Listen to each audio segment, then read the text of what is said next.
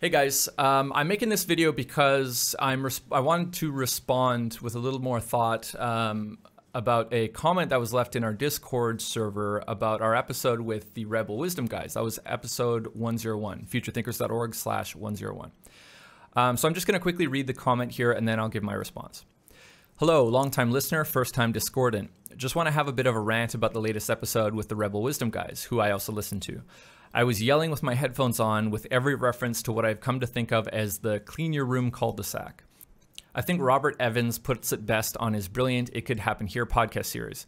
The concept of needing to clean your room before you can make a positive change in the world ignores every single person of flawed character. He cites Martin Luther King Jr. and Gandhi as prime examples, who unquestionably did.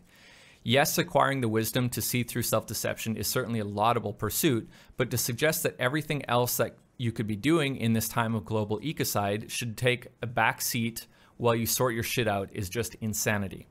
It's a luxury we do not have, and somewhat ironically, a very self-centered and egotistical viewpoint to hold under the circumstances. Yes, the world is burning, but my hands won't be ready to be on deck until I work through my childhood issues and level up my meditation practice and work out what my next step should be.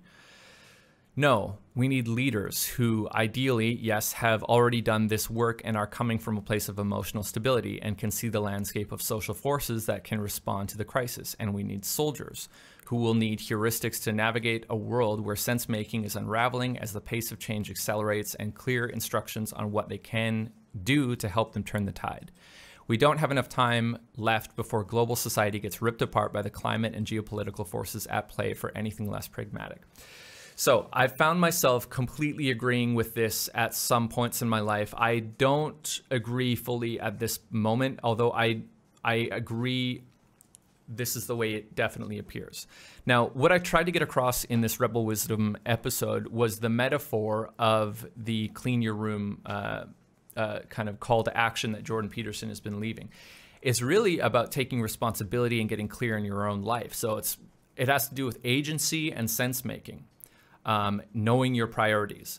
Doing something while the world burns before you know what to do is what we've always done. More calls for that daddy archetype leader to swoop in and save us means less responsibility from the individual and more centralization of power.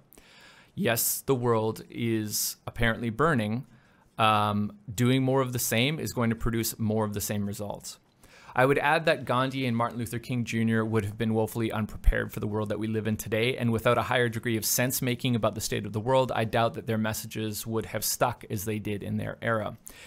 What I'm really trying to say is a single leader is not the way things are going to work. The main issue is that we need a collective intelligence. We can no longer have avatars of leadership.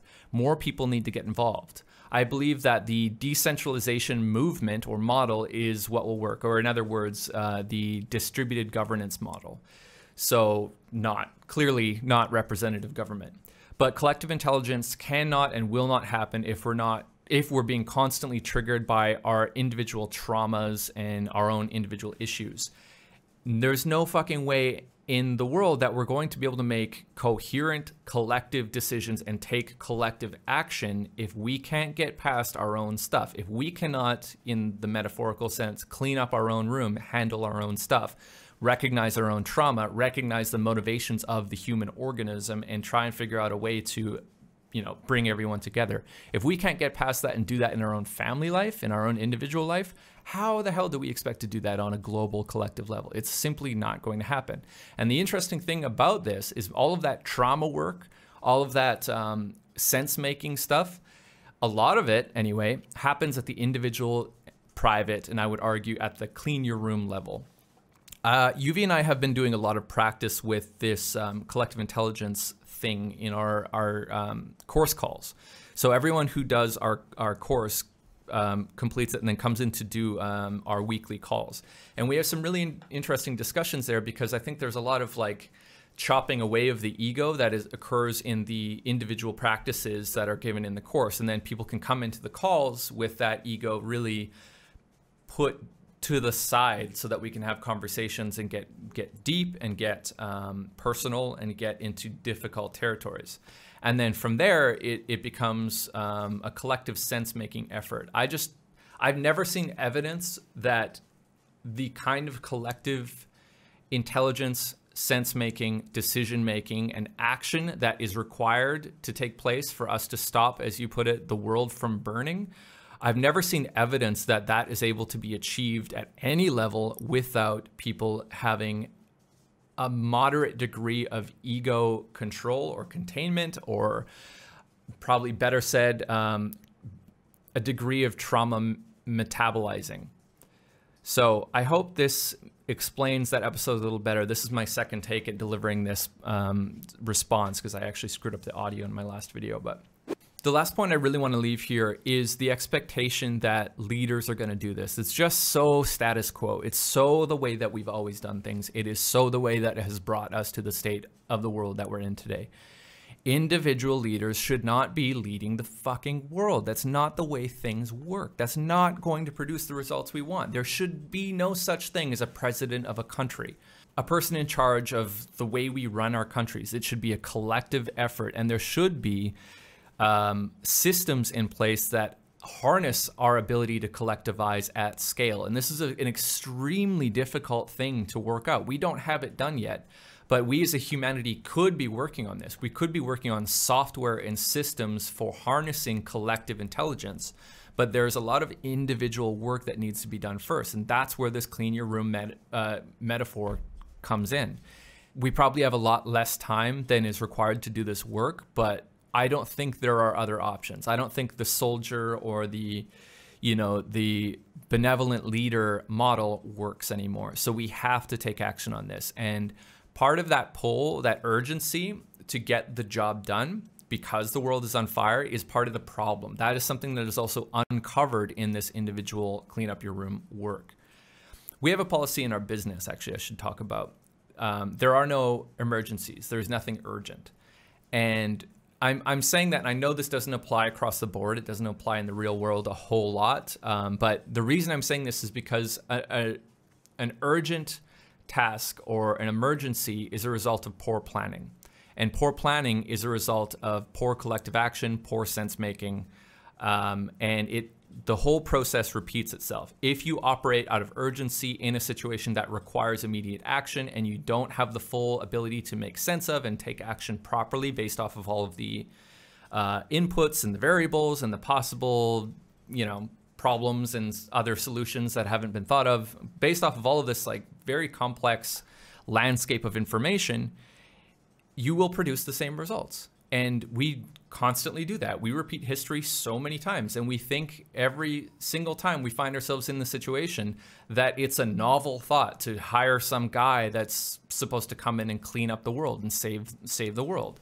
So, it's probably one of the most difficult, I almost said impossible, tasks that we could take on as a civilization, but we have done very difficult things in the past, and that's what I've focused my entire world on. All of my work is focused on this question. How do we collectivize, come together, get sovereignty, get clarity of perception, get clarity of sense making, and take proper collective action as a collective unit? If we don't do that, we've got no hope. All right, I was just about to publish this video, and then Yuvi brought up an excellent point that what this guy is asking us to do in this comment is essentially give up our own sovereignty and pass this ability to make sense of the world, take action, and set the course of humanity.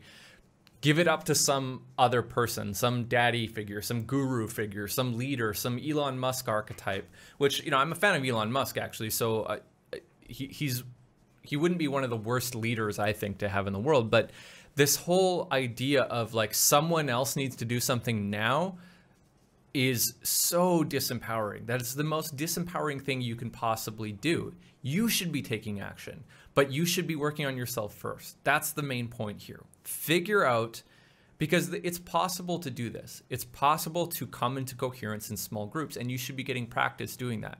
It's possible to make sense of the world, at least to have like your corner of the world make a little bit more sense than it did yesterday. So I realize that your comment is well-intentioned, but this is the exact kind of argument that totalitarian leaders use to get people to give up their sovereignty.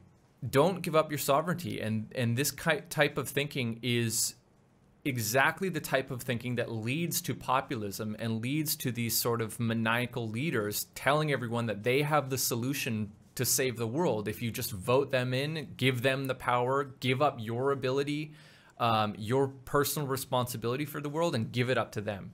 I mean, that just fits into the exact narrative that we're in today. It's more of the same. So hope I didn't depress you too much. I just want to leave you with this feeling like I can do something about it. I should do something about it. And it's not up to other people to change my life or change the world for me. Ciao.